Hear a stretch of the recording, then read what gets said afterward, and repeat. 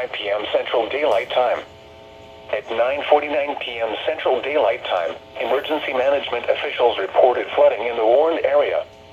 Up to 2 inches of rain have already fallen and more heavy rain is moving across the area. Flash flooding will continuing across parts of Tarrant and Dallas County for the next few hours.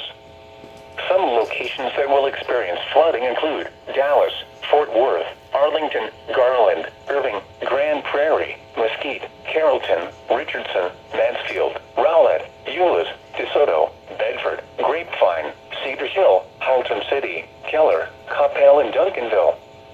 Turn around, don't drown when encountering flooded roads. Most of flood deaths occur in vehicles. Be especially cautious at night when it is harder to recognize the dangers of flooding.